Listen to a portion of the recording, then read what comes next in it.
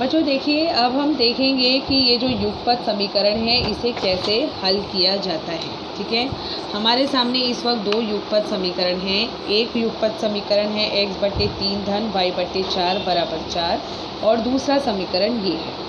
क्योंकि ये दोनों समीकरण भिन्न स्वरूप में उपलब्ध हैं तो हम इसे सामान्य स्वरूप में लाने के लिए यानी भिन्न स्वरूप से निकाल कर सामान्य स्वरूप में लाने के लिए इसे तिर्यक गुणा करेंगे, यानी x का गुणा 4 से और y का गुणा 3 से, और साथ ही जो नीचे नंबर्स हैं उनका गुणा होता है। आपको पता है ये तिर्यक गुणा किस तरह से किया जाता है। 4 का गुणा x से 7 होने पर 4x धन 3 और y का, ये धन कहाँ से आया, ऊपर से आया है। 3 और y का गुणा होने पर 3y बटे 4 और 3 का गुणा होने पर 12 बराबर यहाँ 4 है। 12 का फिर 4 के साथ गुणा होने पर क्या हो जाता है, 48। आप जानते हैं 12 इधर भाग में हो रहा है। जब यहाँ पर पक्षांतरण होगा 12 का तो 4 के साथ 12 का गुणा हो जाएगा और जिस कारण से यहाँ पर 4x धन 3y बराबर 48 ये समीकरण प्राप्त हुआ। इसी प्रकार से जो दूसरा समीकरण प्राप्त हुआ है इसमें भी हमें तिर्यक गुणा करना है, यानी 5x का गुणा 8 के साथ और y का गुणा 6 के साथ। इस तरह से आप देखिए ये गुणा होने पर 40x हो गया, ऋण है 6 और y का गुणा होने पर 6y हो गया, बटे आप देख सकते हैं 6 × 8 48 होता है बराबर 4। अब 40x ऋण 6y ये यही उतारा हुआ है, 48 और 4 का क्या हो जाएगा, गुणा हो जाएगा। ये जो यहाँ 3 लिखा है ये गुणन के दौरान जो हासिल लगता है ये वो है। फ़िलहाल आपको गुणा करना आता है। 4 और 48 का गुणा करने पर क्या आता है, 192 आता है। अच्छा, ये आपको समझ आ गया होगा कि 48 का यहाँ पर गुणा क्यों हुआ है, क्योंकि 48 यहाँ भागे में है।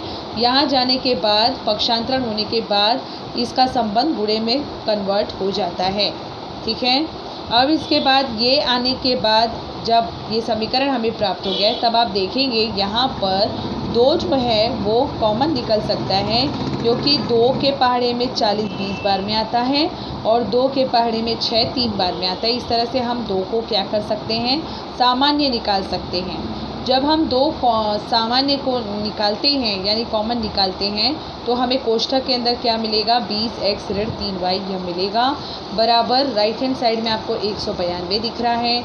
2 यहाँ पर गुणे में है तो यहाँ जब पक्षांतरण हम कर ले जाएंगे तो 2 से भाग हो जाएगा 192 का, और जिस वजह से हमें 96 यह प्राप्त हो रहा है। और फिर फाइनली समीकरण हमें ये प्राप्त हुआ। तो जो भी समीकरण हमें प्राप्त हुआ है इसको हम क्रमांक दे देंगे, क्रमांक 1, और ये दूसरा क्रमांक है क्रमांक 2। अब ये जो दोनों समीकरणों को लेकर हमें क्या करना है, हल करना है।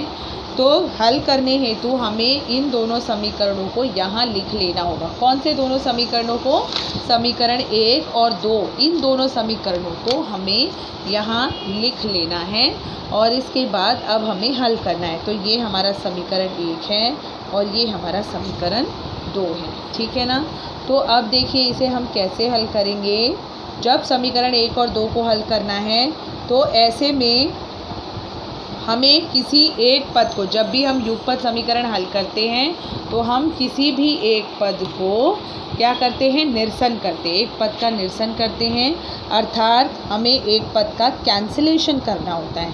कैंसिल करने के नियम क्या है बच्चों, दोनों पद जो हैं मतलब 3y इधर और 3y इधर, आप देख सकते हैं पूरी तरह से आपको समान वेटेज में नज़र आ रहे हैं। और साइन कैसा होना चाहिए बच्चों, विरोधी होना चाहिए। विरोधी क्यों होना चाहिए, क्योंकि जब आप एक में से ऋण 1 करते हैं तब आपको 0 मिलता है, इसीलिए 3y ऋण 3y भी 0 होता है। ठीक है। तो अगर आपके पास जैसे यहाँ पर पहले से विरोधी चिन्ह उपलब्ध है तो हम दोनों समीकरणों को क्या करेंगे, जोड़ेंगे। जोड़ने से क्या होगा, जोड़ने पर चिन्हों में कोई भी बदलाव नहीं होता है और घटाने पर क्या होता है, नीचे के समीकरण के चिन्हों में बदलाव हो जाता है। जब हमें निरसन करना है तो आपको केवल इतना ध्यान देना है कि यहाँ पर एक पद के पास प्लस और एक पद के पास माइनस साइन होना आवश्यक है।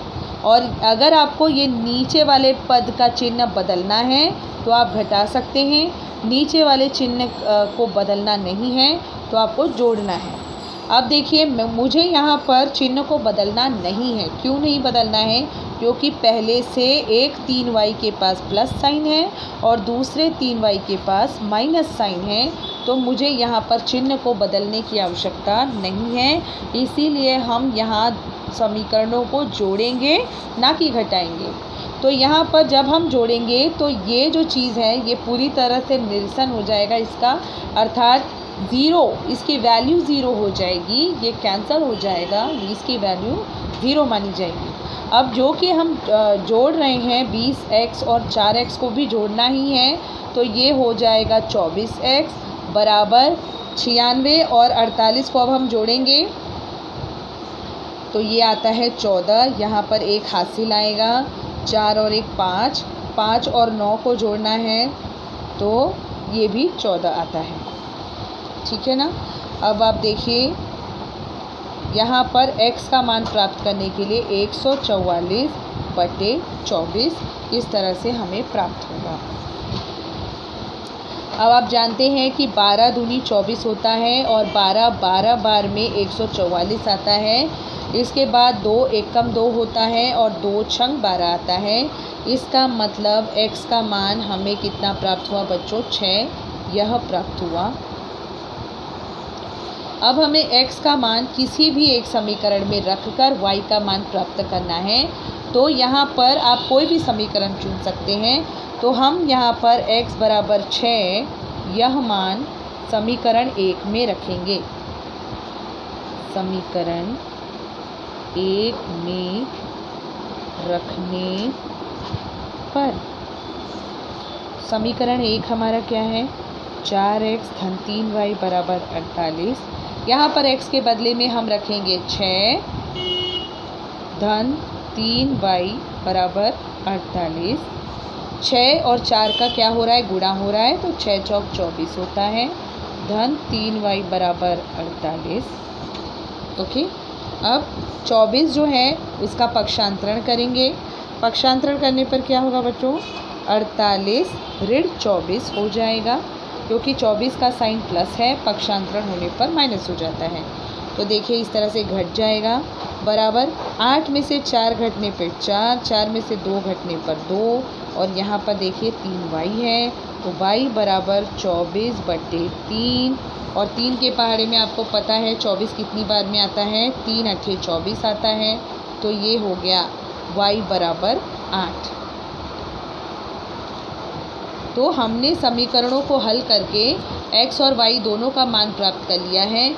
x का मान हमें प्राप्त हुआ 6 और y का मान प्राप्त हुआ 8।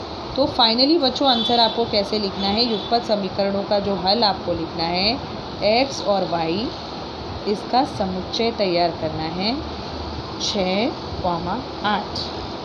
पहले आपको x का मान लिखना है, बाद में y का मान लिखना है। तो x का मान 6 प्राप्त हुआ है इसलिए 6, y का मान 8 प्राप्त हुआ है इसलिए 8।